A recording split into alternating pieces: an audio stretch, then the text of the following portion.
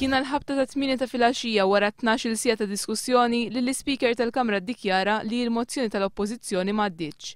Dan wara li huwa vvota favur il-Gvern u bekk salva lill-Ministru Ostingat milli jitlef vot ta' sfiduċja. Ir-riżultat tal-votazzjoni huwa 34 favur, 34 kontra, assenzjoni waħda. Issa se nagħti ruling fuq il-vot deċisiv. Għalhekk is-sedja fl-eżerċizzju tal-vot deċisiv, casting vote, tagħha tapplika dawn il-prinċipji kif elenkati billi tivvota kontra l-mozzjoni għalhekk il-mozzjoni m'għaddietx. Vot li dwaru l-34 membru tal-Oppożizzjoni votaw favur, 34 membru tal-Gvern votaw kontra u kien hemm astensjoni waħda, dik ta' Franco De Bono. Qabel il-vot Franco De Bono qal li ser ikun qed jivvota b'kuxjenza. Jiena f'dan il-vot, Mr. Speaker, se nivvota skont il-kuxjenza u skont il-ġurament li ħadd lejn il-Kostituzzjoni.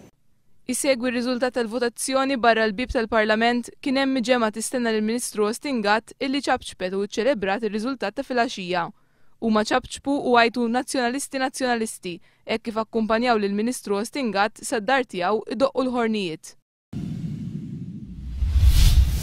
Wara li l-Prim Ministru għal darb'oħra tilef il-maġġoranza parlamentari u salva biss bil-casting vote tal-Speaker, mill-ewwel talab li jittieħed vot ta' fiduċja fil-Gvern tiegħu nhar it-tlieta li ġej. Da minħabba sitwazzjoni instabbli li sab ruħu fiha wara l-vot dwar il-mozzjoni ta' sfiduċja li ressaq il-Partit Laburista. Wara l-vot li tieħed fil-tmiem is-seduta parlamentari fejn kellu jkun il-vot tal-Speaker li salva lill-Ministru Ostingat, il-Prim Ministru Laurence Gonzi irrikonoxxa li dan huwa mument diffiċli għall-Gvern tiegħu, tant illi ħass il-ħtieġa li biex ikompli jmexxi il-pajjiż għandu bżonn li serraħ rasu mill-appoġġ tal-grupp parlamentari tiegħu. Jiena l-ewwel dover tiegħi u sħabi il-Ministri bil-grupp parlamentari kollu, inkluż l-Onorevoli De Bono, il-koll nafu li l-ewwel dover tagħna hu li nagħtu l-istabilità li dal-pajjiż għandu bżonn. Immedjatament wara id-deputat nazzjonalista Franco De Bono qal li huwa se jivvota favur il-mozzjoni ta' fiduċja fil-Prim Ministru Laurence Gonzi u li kienu illi jippropona lil Prim Ministru biex jitlob għal dan il-vot ta' fiduċja. Fl-ewwel reazzjoni tiegħu wara li naqsitlu l-maġġoranza parlamentari tiegħu, Laurence Gonzi ħabbar illi ressaq mozzjoni għall-iskrifan tal-Kamra biex ikun hemm vot ta' fiduċja fil-Gvern. Ma kelli ebda eżitazzjoni il-lejla 10 sekondi wara li ġiet dikjarat il-vot li nippreżenta mozzjoni l-iskrivan tal-Kamra li fiha din il-mozzjoni il-Kamra qed tiġi mistiedna tiddikjara il-fiduċja sħiħa tagħha fil-Gvern. Meta mistoqsi dwar il-futur ta' Franco De Bono bħala assistent parlamentari fl-uffiċċju tal-Prim Ministru stess, Laurence Gonzi qal biss illi wieħed irid jara din il-pożizzjoni sewwa fil-jiem li ġejjin u l-importanti hu illi jkollu stabilità fil-Gvern tiegħu. Joseph Muscat jgħid li Laurence Gonzi qed jiddefendi lill-Ministru Ostingat li għandu track record baxx. Il-kap tal-Oppożizzjoni wera tħassib tiegħu għal mod kif pajjiżna se jkompli ħallas aktar għal sitt bidliet li l-Gvern għamel fir-rotot wara li l-Gvern nefaq aktar minn 400,000 euro f'konsulenzi. Ħanħallsu aktar għal dawn is-sitt bidliet fir-rotta illi għamel il-Gvern minn mindu nieda din is-sistema. Joseph Muscat kellem dwar it-tariffi onla li taħallsu turisti u li l-Kummissjoni Ewropea għadha trid tiddeċidi fuqha. Għad hemm kwistjoni ċentrali pendenti mal-Kummissjoni Ewropea dwar it-tariffi.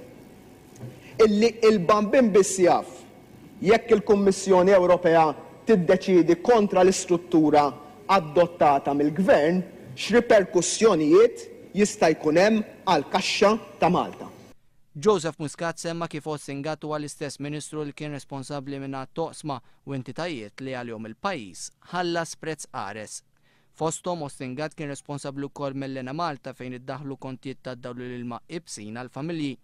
Kien il-Ministru responsabbli floti tal-kuntratt tal-Power Station lil BWSC li se tħaddimha bil-heavy fuel oil. Ostingat kien responsabbli wkoll mill-Air Malta u Smart City fejn issa hemm 5,000 post tax-xogħol fid-dubju. Joseph Muscat temm jgħid li Laurence Gonzi huwa ostaġġ Ostingat u qed jibqa' jiddefendih minkejja li l-Gvern tiegħu għandu problema ta' instabilità.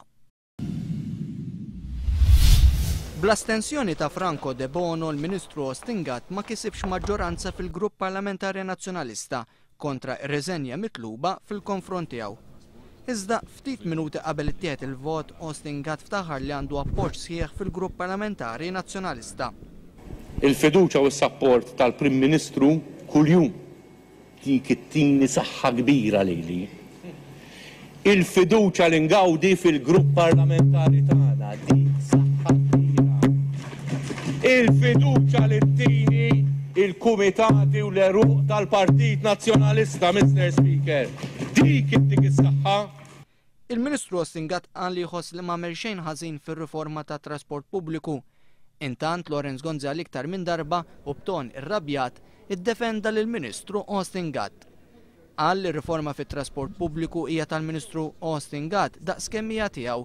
Għalhekk mhux ġust li jerfa' kollox il-Ministru Ostingat tenna il-Prim Ministru. Jerfa' kollox il-Ministru Gatt, nerfgħu għal-kol kemm aħna flimkien. Huwa qal li qed jerfa' responsabilità ta' dan il-falliment. Mela, jien nerfa' ir-responsabilità bħala Prim Ministru. The buck stops here. Skont Lorenz Gonzi il-kabinet tiegħu ġie ppreżentat b'waħda mill-aħjar riformi li qatt ġie ppreżentat u kien għalhekk meta ġie ppreżentat bl-ittra tar-riżenja huwa qal li maċċettaħiex.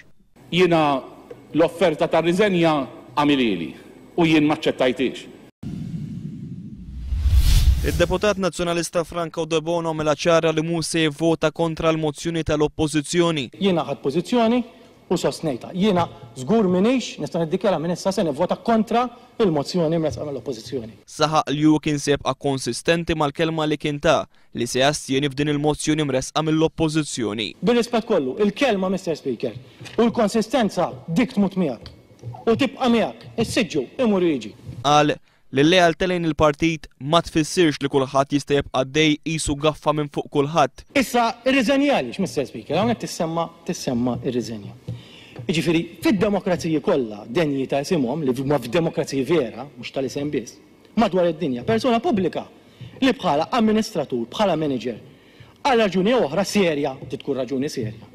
Tonqos minn dak il-grad ta' performance xira u mistenni, tbaxxi rasa u twarrab. Din hija prattika stabilita fis-sistemi demokratiċi u titħaddem ukoll f'pajjiżi li għandhom popolazzjonijiet ta' miljuni. U allura f'demokrazija il-kontabilità trid il-persuna li tfalli twarrab. Għal daqstant għal Franco De Bono ma kien se jimxi ma' rakkomandazzjoni li għamel l-Eżekuttiv tal-Partit Nazzjonalista biex id-deputati nazzjonalisti jivvotaw kontra l-mozzjoni tal-oppożizzjoni. Jien ma nistax nimxi ma' dik ir-rakkomandazzjoni li min-natura tagħha hija rakkomandazzjoni għax inħoss li b'mod serju tmur kontra il-ġurament li jinħatt lejn il-Kostituzzjoni u r-Repubblika ta' Malta meta ġejt elett. Fil-waqt li tenna l-pożizzjoni tiegħu f'diversi okkażjonijiet, fid-diskors tiegħu tkellem ukoll dwar ix-xandir nazzjonali u qal kif ilu jgħid lill Prim Ministru Lorenz Gonzi li dan jinsab fi stat diżastruż u inaċċettabbli. U nieħu pjaċir li qed tismani Prim Ministru u jiena nikkonferma li dan diskors jiena ngħidulek snejn illi x-xandir nazzjonali qiegħed fi stat armis minn tmenin, Mr. Speaker. Ix-xandir nazzjonali armis minn tmenin qiegħed Mr. Speaker. Għamilha ċara li għal kontrarju tal-implikazzjoni li għamillu Bondi u ma kellu l-ebda kuntatt mal-Kummissarju Ewropew John Dalli. Matul il-50 minuta ta' diskors ta' Franco De Bono, id-deputat nazzjonalista twaqqaf kemm il-darba. Ma tender dal-waqt, ma baqali ftit. L-intervent ta' Franco De Bono dwar il-mozzjoni li titlob għar-riżenja ta' Ostingat twaqqaf anke mill-Speaker. Kemm? Ma baqali ftit. Issa, Mr. Speaker. Din l-interruzzjoni saret minkejja li l-wib tal-Grupp Parlamentari Laburista ikkonferma li Franco De Bono seta' jdum jitkellem kemm irid. Mr. Speaker, jiena jekk tinnota u tista' tisma' recording meta ġi u rrid tkompli jieħu iktar jienet minn ħati m'hemmx oġġezzjoni jibqa' seher kemm għandu bżonn. Mela awtomatikament jiena fisem l-oppożizzjoni għamilta ċara li m'hemmx limits. Mela allura kellu l-leave of the house għax ma kienx hemm oġġezzjoni. Mela il-leave of the house li għandu jistibqa' kemm irid. Saħansitra fin minnhom waqt id-diskors ta' Franco De Bono inqatat it-trasmissjoni fuq ir-radju tal-Parlament. Minflok indaqet diska Maltija. Quddiem għajnejja il-prinċipju tas-sewwa, Mr. Speaker, u dejjem provajt nagħmel dak li dejjem. Għadna kemm xandarna dirett is-seduta parlamentari. Meta tarbija punta sew kien kulħadd jaqbad mija jgħid la la la la lera. Il-web tal-Grupp Parlamentari Laburista Joe Mizzi talab lill-Speaker biex jinvestiga dan il-każ. Kinti għaw deċiżjoni hawnhekk li s-seduta tiġi trasmessa kollha u xi ħadd li mhux qed ngħid lek. Jista' jkun hekk jista' ma jkunx hekk. F'jiem mod irresponsabbli waqqaf it-trasmissjoni, hemmhekk qed imur kontra d-deċiżjoni tal-Parlament. U għalhekk qed nistaqsin. L-Speaker Michael Frendo qal li ser jistħarreġ x'ġara eżattament.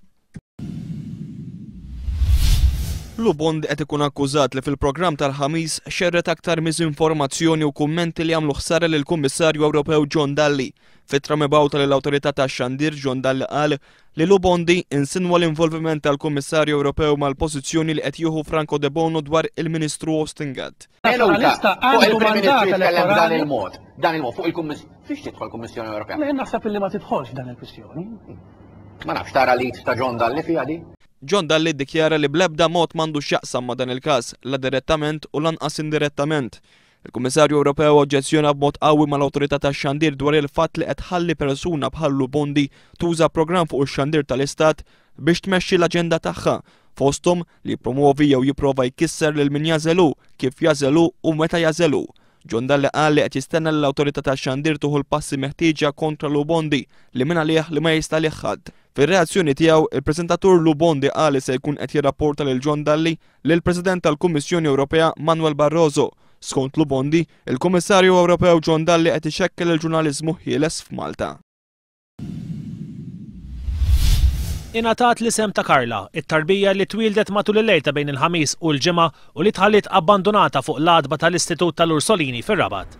Fi 11:15 tal-ġimgħa filgħodu, iddoq il-qampjena tal-bib prinċipali tal-Istitut tal-Ursolini u toħroġ il-helper. Fuq l-adba tal-bib wara l-kanċell iswed issib basket u x'ħin tiftħu tibqa' is-summata ta' x'sabet ġo fih. Tarbija ta' twelid għada bid-demm magħha libsa baby grow u mkebba b'xall abjad. Josephine Borg, il-helper li sabet il-basket tirrakkonta ma' One News. Sta kemm ġixta kull ma kienaw il-basket jiena qabadt il-basket u kif taħtu immutajt ħanejdlek il-verità. Immutajt għax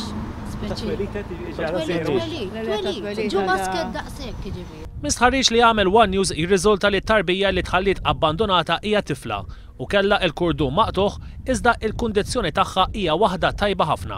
Aħna rajna il-ċemper il-bib u mġejna niftħu li t-sister tiftaħ u fetet minn hemm għax binġok ċina kella u rajna basket. U xismu, l-għajt xismu mbatt kienaw il-helper għamana u għadni rat ġibu forsi kunt il-basket. Full post Martin mediku u ambulanza li ħadet li tarbija l-isptar fejn qed tinżamm fit-taqsima tal-Wonderland. Madwar sija wara illi daħlet l-isptar, it-tarbija tamdet u storjiet tal-Ursolini tawa l-isem ta' Karla għal-festa ta' San Karlu illi tiġi iċċelebrata llum. Dwar dan il-każ infetħet inkjesta maġisterjali mmexxija minn Qed Nivella fejn il-Pulizija qed tagħmel tfittxija għalhom it-tarbija. L-Ispettur Robert Vella tad-Distret qed imexxi l-investigazzjonijiet bilan ukoll illi jippruvaw jistabilixxu għal għalhom waslet sabiex tabbanduna lit-tarbija tagħha. Michael Jackson mit f'Ġunju tal-2009 f'ċirkostanzi misterjużi. Illum il-ġurati qegħdin jiddeċiedu jekk kienx it-tabib tiegħu li kkawża l-mewt tal-kantant. Il-ħamis id-difiża u l-prosekuzzjoni spiċċaw id-diskors tagħhom. Il-prosekuzzjoni li qed tressaq l-akkuża ta' qtil involontarju kontra Conrad Murray qalet li l-mewt ta' Jackson seħħet f'ċirkostanzi suspettużi. Conrad Murray is criminally guilty of involuntary manslaughter because he was a substantial factor and any consequences that rose out of that were entirely ordinary and foreseeable. Il-prosekuzzjoni urit ir-ritratti ta' tfal ta' Michael Jackson li deru ixxukjati ftit sekondi wara l-mewt ta' Michael Jackson. Minnaħa l-oħra id-diviża qalet li kieku Conrad Murray ma kienx it-tabib ta' ċelebrità daqshekk famuża lanqas biss kien jispiċċa l-qorti. Id-diviża qalet l-unika tort li għandu t-tabib u li prova jgħin lil Michael Jackson. He got brought into this situation because he thought he could help. Because he thought he could help. He could help Michael Jackson succeed. He could help him sleep normally. He believed that. Il-ġurati jridu jiddeċiedu jekk għalihom Conrad Murray u biex ħati mingħajr dubju raġonevoli. Jekk jinstab ħati, Murray jista' jeħelsa 4 snin ħabs u jitlef il-liċenzja tiegħu biex jipprattika l-mediċina. Murray li qed jiġħad l-akkużi miġuba kontrih iddeċieda li ma jixiex fil-każ tiegħu.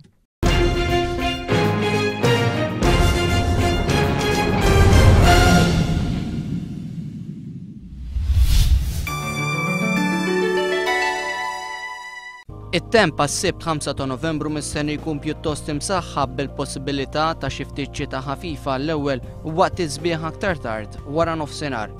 Viżibilità tajba. Ref titqawwi lokalment qawwi mixlokk.